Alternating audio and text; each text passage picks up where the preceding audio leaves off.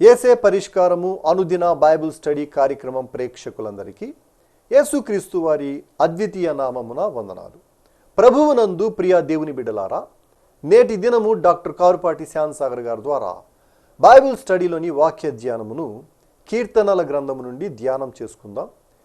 మీరందరూ బైబిల్తోనూ నోట్బుక్తోనూ సిద్ధపడి ఉంటే డాక్టర్ కారుపాటి శ్యాన్సాగర్ గారు ప్రార్థన చేసి ఈ దినపు వాక్య పరిచర్య చేస్తారు. ప్రభువునందు ప్రియ దేవుని బిడ్డలారా, ఈ రాత్రికాలపు వాక్య భాగం కొరకు ప్రార్థన చేసుకుందాం. దయచేసి తలలో వంచండి, ప్రార్థనలో ఏకీభవించండి. మమ్మలను మిక్కిలిగా ప్రేమిస్తున్న మా ప్రియ పరలోకపు తండ్రి, మీ పరిశుద్ధ గణనామమునకు వందనములు, స్తోత్రాలు. నేటి వాక్య ధ్యానం కొరకు ప్రార్థిస్తున్నాం. మీ కృపకై అర్థిస్తున్నాం. మీ మహాశక్తి కనపరిచి కఠిన హృదయాలను బ్రద్దలు చేసి మాంసయుక్త హృదయమును, సరళమైన సులువుగా లోబడు హృదయమును మాకిమ్మని వేడుకుంటున్నాము. మీ లేఖనము ద్వారా మాతో మాట్లాడుము.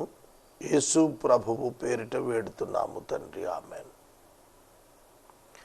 ప్రభువునందు ప్రియ దేవుని బిడ్డలారా, దయచేసి మీ పరిశుద్ధ బైబిల్ గ్రంథాన్ని తెరిచి 63వ సంకీర్తన 6వ వచనము ధ్యాన ప్రారంభం. 63వ సంకీర్తన 6వ వచనం. కాగా నా జీవిత కాలము అంతయు నేను ఈలాగు నిన్ను స్తుతించెదను. నీ నామమును బట్టి నా చేతులు ఎత్తెదను. నీవు నాకు సహాయకుడవై ఉంటివి. నీ రెక్కల చాటున శరణుజొచ్చి ఉత్సాహధ్వని చేసేదను. నా ప్రాణము నిన్ను అంటి వెంబడిస్తోంది. నీ కుడి చెయ్యి నన్ను ఆదుకుంటూ ఉన్నది. చూడండి, ఇక్కడ నా జీవిత కాలము అంతయు అనే మాట, నేను ఇలాగు నిన్ను స్తుతించెదను అనే మాట రెండు ఆలోచనార్థమైనవి. నేను నిన్ను ఈలాగు స్తుతించెదను అనే పదం తీర్మానము, చేసేదను, తీర్మానము, తీర్మానము, ఏకగ్రీవ అభిప్రాయము, సమ్మతి. చూడండి, నా జీవిత కాలమంతటికి ఒక తీర్మానం. ఏమిటా తీర్మానం? దేవుణ్ణి స్తుతించుట. జీవిత కాలమంతటికీ కూడా స్తుతించుట కొరకైన తీర్మానం చేశాడు అని అంటే, ఒక life time settlement in his life, ఒక శాశ్వతమైనటువంటి ఒక దీవెన, ఒక ఆశీర్వాదం, ఒక విడుదల ఏదో కలిగి ఉండాలి. ఒక్కొక్క వ్యక్తి ఒక్కొక్క విధంగా కృతజ్ఞతలు చెల్లిస్తూ ఉంటాడు, తెలుపుకుంటూ ఉంటాడు. మనకు చాలామంది సహాయాలు చేస్తుంటారు, చిన్నది మొదలుకొని పెద్ద పెద్ద సహాయాలు. ఒక గ్లాసు మంచినీళ్ళు ఇచ్చారనుకోండి, థ్యాంక్స్ చెబుతాం, అక్కడితో అది అయిపోతుంది. ఒక జత బట్టలు ఇచ్చారనుకోండి, కృతజ్ఞత ఉంటాం, జ్ఞాపకం చేసుకుంటుంటాం, ఆ వస్త్రం చిరిగిపోయినాక మర్చిపోతాం. ఒక కాసు బంగారం ఇచ్చారనుకోండి, మీ స్థితి ఎదిగినప్పుడు అది లెక్కలో అనిపించదు. ఒక ఎకరం పొలం ఇచ్చారనుకోండి, మీ స్థితి ఎదిగినప్పుడు అది అల్పంగా అనిపిస్తుంది. ఇచ్చిన వారికి ప్రత్యుపకారంగా ఇంకొకటి ఏదో చేసే అవకాశం దొరుకుతుంది. కానీ జీవితకాలం అంతటికీ సంబంధించి స్తుతించటమే తీర్మానంగా కలిగి ఉన్నాడు అని అంటే ఏమిచ్చినందున జీవితకాలం అంతా స్తుతించే అనుభవం కావాలి. దేవుడు అనుగ్రహించేవి జీవితకాలం ఆయనకు మహిమను ఆపాదించటానికి వీలైనవి. కొన్ని విషయాలు చెబుతాను. భార్య దొరికిన వానికి మేలు దొరికెను. భార్య దొరికిన వానికి మేలు దొరికెను. It's a lifetime. ఇది జీవిత కాలానికి సంబంధించినది. ఒక వ్యక్తి దేవుని యందు విశ్వాసం ఉంచిన వాడు, దేవుని యందు భయభక్తులు కలిగిన వాడు, తన భార్య తనలోగిట ఫలించు ద్రాక్షవల్లి వలె ఉండగా జీవితకాలమల్లా దేవుని స్తుతిస్తాడు. అలాగున సంతానం, మంచి సంతానం, ఆరోగ్యకరమైన, దీవెనకరమైన, బాధ్యతాయుతమైన, విలువలు కలిగిన, వృద్ధిలోకి వచ్చిన సంతానం, జీవితకాలం అంతా దేవుని స్తుతిస్తాం మనం. చూడండి, ఒక మంచి స్నేహితుడు, విడువక ప్రేమించు స్నేహితుడు, it's a lifetime friendship. జీవితకాలమల్లా స్తుతిస్తాం. వింటున్నారా?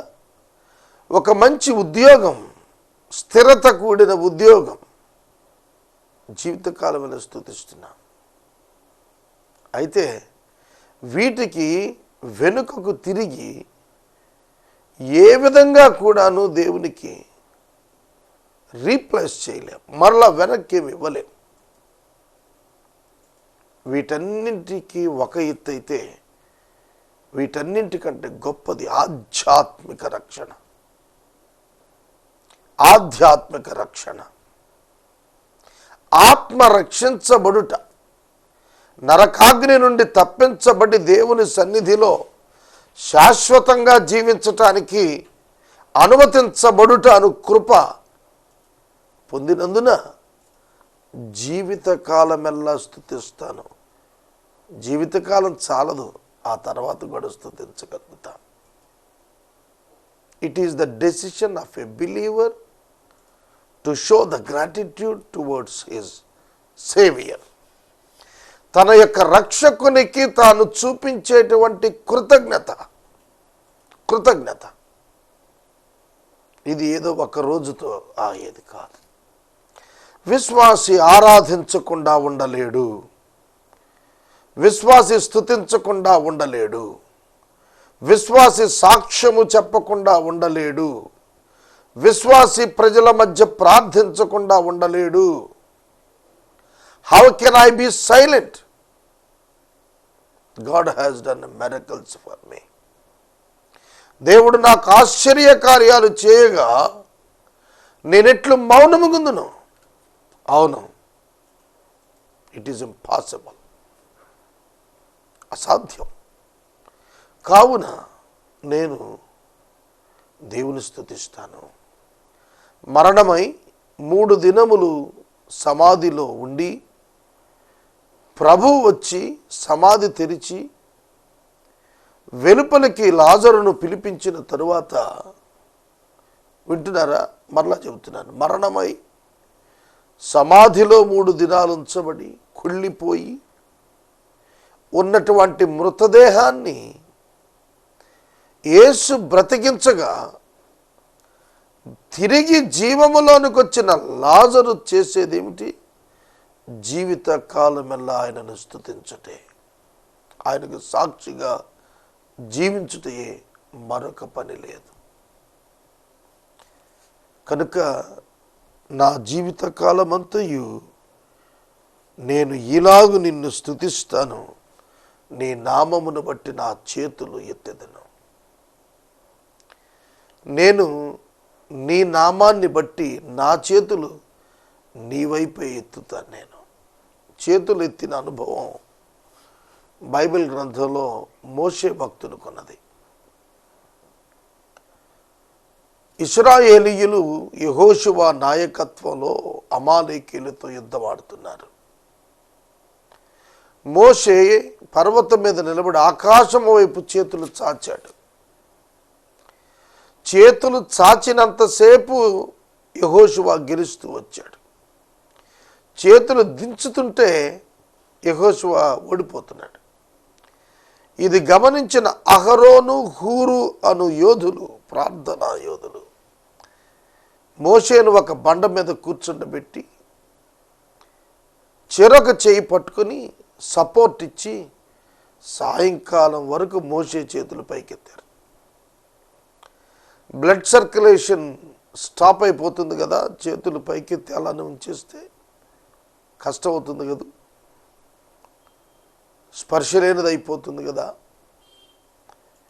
ఇక్కడ చేతులు పైకెత్తుట దేనిని సూచిస్తుందంటే ఎదురు చూచుట, ఆధారపడుట. ఎదురు చూచుట, ఆధారపడుట. చూడండి, మనం చేతులు చాచి పైకెత్తి అడుగుతాం. ఒక ఎత్తైన స్థలం నుండి ఏదైనా సహాయం వస్తున్నప్పుడు చేతులు ఆ దిక్కుగా ఎత్తి అభ్యర్థిస్తూ ఉంటాం. దేవుని నామాన్ని బట్టి మనకు ఆ భాగ్యం ఉంది. మనం చేతులు ఎత్తి ఆయన సన్నిధిని కోరుకోవాలి. చేతులు ఎత్తి అన్నప్పుడు ఫిజికల్ పొజిషన్ కాదు. నీ నామమును బట్టి నా చేతులు ఎత్తేదను అంటే ఇక దావీదు గారు జీవించిన కాలం అంతా చేతులు పైకెత్తుకొని పెట్టుకు తిరిగాడని అర్థం. హృదయ భావనకు భాషనిస్తున్నాడు. హృదయములో ఉన్న భావనకు భాషనిస్తున్నాడు. నా చేతులు పైకెత్తే ఉంచుతాను. నేను నీ కొరకు ఆధారపడతాను, నీపైనే ఆధారపడుతున్నాను. నీ నుండే నా సహాయం కావాలి. నాకెవరు సహాయకులు లేరు నాయనా, నీవే నా సహాయకుడువు అని నేను ఆధారపడి జీవిస్తాను దేవుని పైన. ఇది దావీదు యొక్క అనుభవం. 7వ వచనం, నీవు నాకు సహాయకుడవై ఉంటివి, నీ రెక్కల చాటున శరణుదొచ్చి ఉత్సాహధ్వని చేసేదను. ఇది ఎంత గొప్ప అనుభవం. దేవుడు సహాయకుడుగా ఉన్నాడట. God is my help. దేవుడు నాకు సహాయకుడై ఉంటివి, ఉంటివి, ఉంటివి. Present continuous. ఇప్పుడున్నావు, గతంలో ఉన్నావు, ఇక ముందు ఉండబోతున్నావు. నీవు ఎవరితో మాట్లాడుతున్నాడు? దేవునితో మాట్లాడుతున్నాడు. నీవు ఉన్నావు, ఎక్కడున్నావు? నా దగ్గర ఉన్నావు, నాకు సహాయకుడుగా ఉన్నావు. దేవుడు సహాయకుడిగా ఉంటే కానిదేముంది? ఎవనికి ఇశ్రాయేలు దేవుడు సహాయకుడగును అట్టి నరుడు ధన్యుడు. ఆయన సహాయము చేత మనము సైన్యాలను జయించగలుగుతాము. Single men army can win the multiple soldiers, multiple armies. ఎంత గొప్ప దీవెన ఇది, దేవుడు సహాయకుడిగా ఉండటం. ఈ రాత్రి విశ్వాసకున్న ప్రధాన ఆధిక్యత ఇదే. నీవేసుక్రీస్తునందు విశ్వాసం ఉంచి ఉంటే దేవుడు నీకు ఇస్తున్న ఆధిక్యత ఆయన సహాయం, ఆయన సన్నిధి. ఆయన సన్నిధి, ఆయన సహాయము దొరుకుట ఎంత దీవెన. నీవు నూతన భూమి, నూతన ఆకాశంలో ఆయన సన్నిధిలో గడుపుతావు. ఆ నూతన భూమి మీద నువ్వు గడిపే ఆ సన్నిధి విశ్వాసము ద్వారా ఈ రోజున భూమి మీద నువ్వు అనుభవించగలుగుతున్నావు. అదే దీవెన, అదే ఆనందం, అదే నిరీక్షణ, ప్రతి బాష్ప బిందువు తుడిచే నిరీక్షణ దేవుడు సహాయంగా ఉన్నవారికి దొరుకుతుంది. ఉత్సాహధ్వని చేస్తానంటున్నాడు. దేవుని చాటున దాగిన వారి నోట ఉత్సాహధ్వని ఉంటుంది. నా ప్రాణము నిన్ను అంటి వెంబడించుచు ఉన్నది. నా ప్రాణము దేవా నిన్ను అంటుకుని వెంబడిస్తూ ఉంది. నీ కుడి చెయ్యి నన్ను ఆదుకొనుచు ఉన్నది. ప్రజెంట్ కంటిన్యూస్ టెన్స్, ఆదుకొనుచు ఉన్నది. ప్రాణము అంటి వెంబడిస్తూ ఉన్నది. యోహాను సువార్త 10వ అధ్యాయంలో నా గొర్రెలు నా స్వరము వినును, అవి నన్ను వెంబడించును. Follow me. They will follow me. అవి నన్ను వెంబడిస్తాయి. దావీదు ఒక గొర్రె కాపరిని వెంబడించున్నట్లు దావీదు తన ప్రాణమంతటిని దేవునిపై అంటుకొని దగ్గరగా, సమీపంగా, వ్యత్యాసం లేకుండా, దూరం లేకుండా అలా నడిచి వెళ్ళిపోతుంది అతని జీవితం.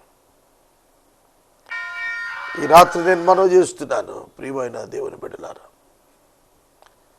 చాలా అద్భుతమైనటువంటి అనుభవం ఆయనను అంటిపెట్టి వెంబడించటం. భార్యాభర్తల యొక్క సంబంధం ఇది. భార్యాభర్తలను ఎవరు విడతీయలేరు. భార్యాభర్తలను ఎవరు సెపరేట్ చేయలేరు. దేవుడు జతపరిచాడు.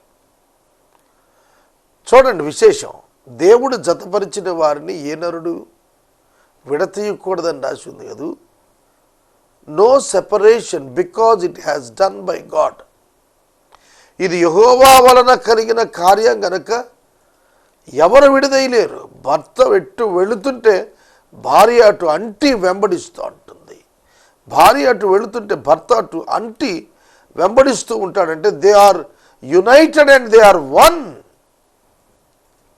అంటి అనేటువంటి పదం ఉంది చూశారు. అంటి, అటాచ్డ్, క్లోజ్డ్, యునైటెడ్. ఇక వారిద్దరి మధ్యన దూరము లేదు అని అర్థం. దూరము లేదు అని అర్థం. అలాగున దేవునికి విశ్వాసికి మధ్య అస్సలు దూరం లేదు. ఒక అడుగు దూరంలో నడుస్తున్నాను, కిలోమీటర్ దూరంలో నడుస్తున్నాను కాదు, అంటి నడుస్తున్నాను. చూడండి, చిన్నపిల్లలు మనలను ఎత్తుకున్నప్పుడు మనలను కరిచి పట్టుకుంటారు. భయం కలిగినప్పుడు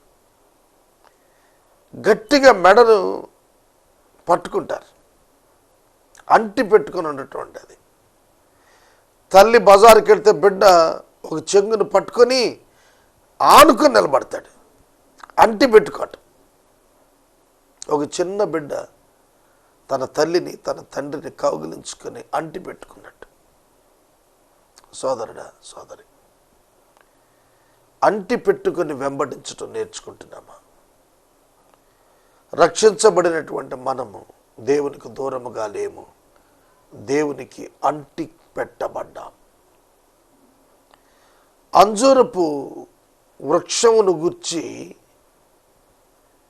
మనకు బైబిల్ గ్రంథంలో దేవునిగా వర్ణిస్తే, దేవుని యొక్క క్వాలిటీస్ వర్ణిస్తే, ఒలీవ మొక్క విశ్వాసులకు, ఇజ్రాయేలీలకు వర్ణనగా వర్ణించాడు. ఒలీవ కొమ్మలు అంటుకట్టబడ్డాయి. అర్థమవుతుందా? ద్రాక్షావళి క్రీస్తుకు పోలికగా వర్ణించబడింది. దేవదారు వృక్షాలు దృఢమైనవై, ఎత్తైనవై, దేవునికి అనుకూలంగా వర్ణించబడ్డాయి. కనుక అంటుకుని అంటు కట్టబడిన అనుభవం విశ్వాసిది. ఇక దేవుని నుండి సారము గ్రహించేటట్లుగా చెక్కబడి అతుకబడిన వారు, యునైటెడ్, దే బికేమ్ వన్. వారు ఏకమై ఉన్నారు.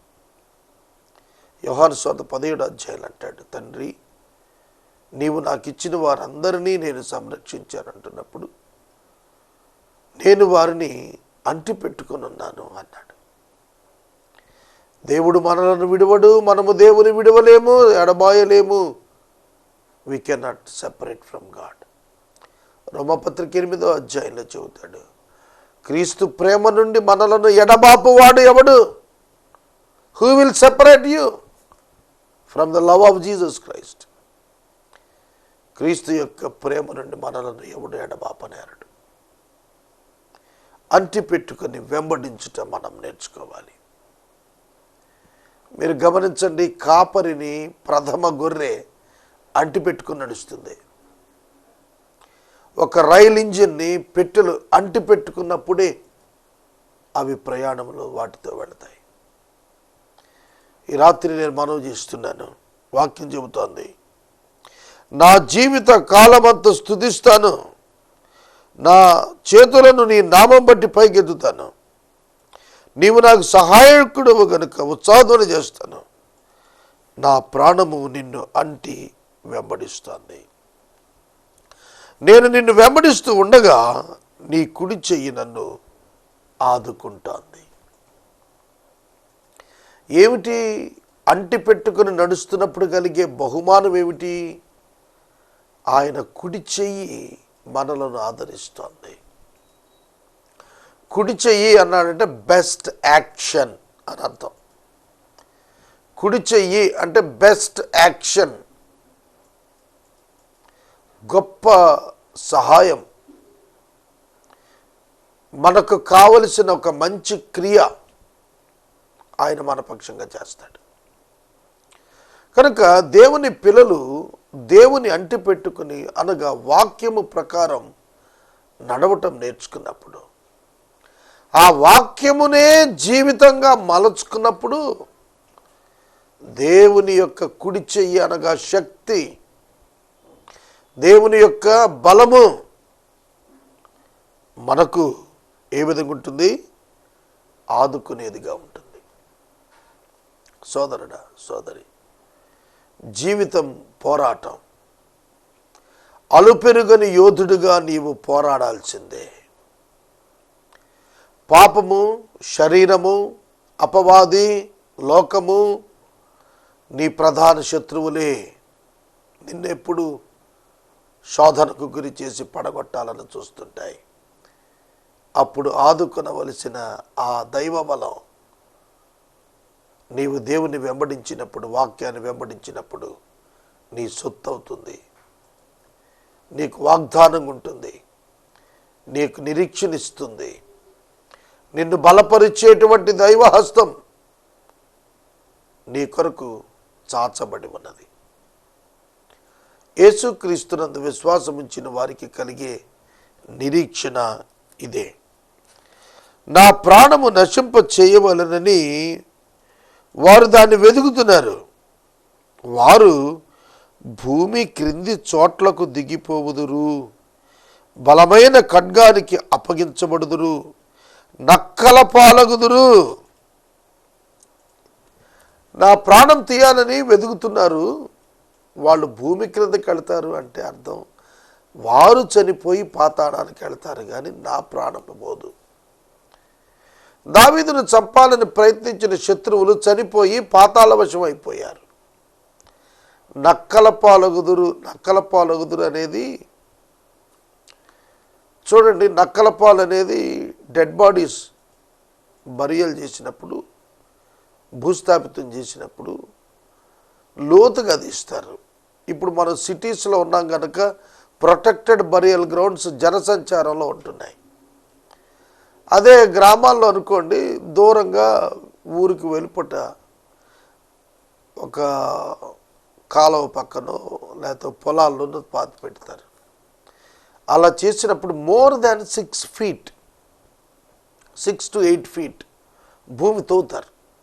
తవ్వి అందులో డెడ్ బాడీ పూడుస్తారు. లేకపోతే అవి నక్కల పాలవుతాయి, పీకేస్తాయి. కనుక నక్కల పాలవుదురు అంటే అటువంటి అర్థాన్ని ఇక్కడ ఇస్తున్నాడు. అంటే వాళ్ళు చచ్చి పూడ్చిపెట్టబడతారు అని అర్థం. వారు బలమైన ఖడ్గానికి అప్పగించబడతారు, బలమైన ఖడ్గానికి అప్పగించబడతారు అంటే వారు చంపబడతారని. బలమైన ఖడ్గం ఏమిటి? దేవుని వాక్యం. అప్పగించబట్టం అంటే ఏమిటి? తీర్పు తీర్చబట్టం. కాబట్టి వారు ఇక్కడ చూడండి, మనకు చెబుతున్నాడు, వారు తీర్పు తీర్చబడిన వారై మరణం పాలవుతారు. వారు ప్రాణం తీయాలని చూస్తున్నారు, కాబట్టి ప్రాణం తీయబడుతుంది. నరుడు ఏది విత్తితే దాన్నే కోస్తాడు కదా. కనుక వారు ప్రాణం తీయాలని చూస్తారు, ప్రాణం పోతుంది. విశ్వాసులు తరుగుతున్నారు, అవిశ్వాసులు అప్పగించబడతారు. నీ దేవుడు ఎంత గొప్పవాడు ఆలోచించుము. నీ ప్రాణం తీయాలనుకునేవారు ప్రాణాలు పోగొట్టుకుంటారని వాగ్దానం చేస్తున్నాడు. దావీదును పొంచి చూచి చంపాలనుకున్న వారు చనిపోయారు. దావీదు సురక్షితంగా ఉన్నాడు, స్తుతిస్తున్నాడు.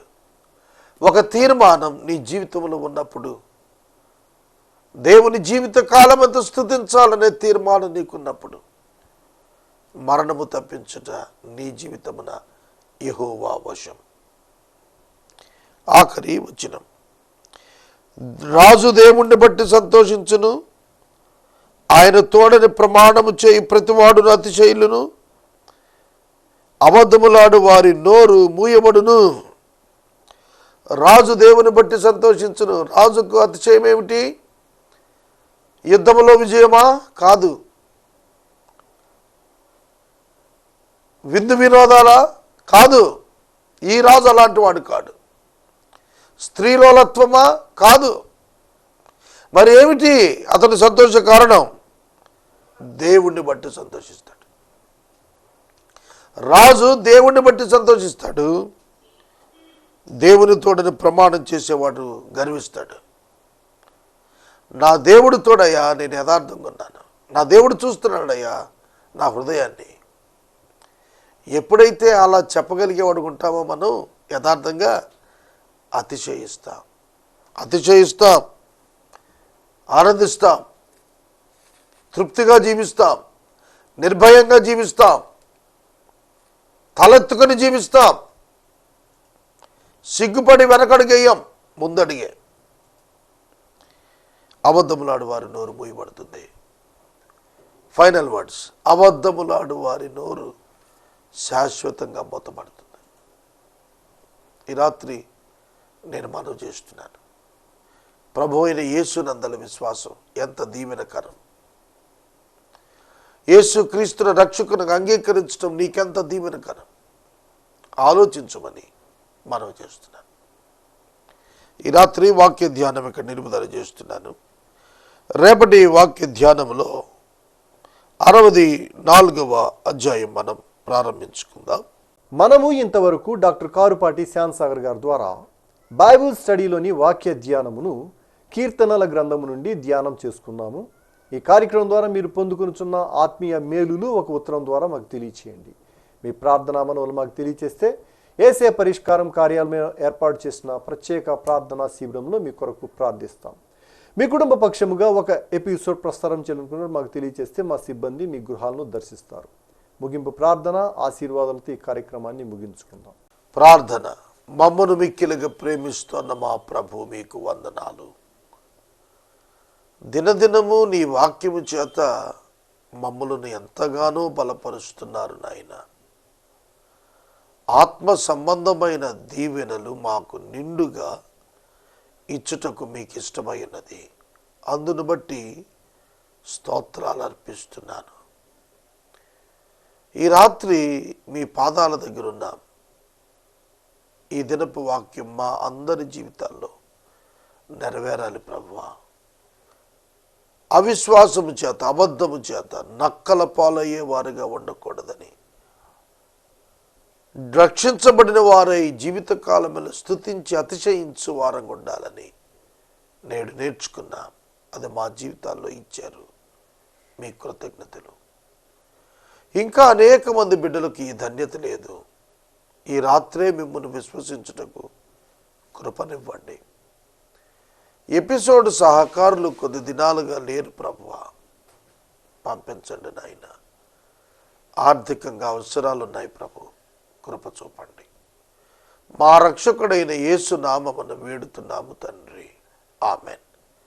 మన తండ్రి అయిన దేవుని ప్రేమ, కుమారుడు అయిన యేసుక్రీస్తు ప్రభువు యొక్క కృప, పరిశుద్ధాత్మ దేవుని యొక్క అన్యోన్య సహవాసము సదాకాలం మనకు తోడై ఉండును గాక. ఆమెన్.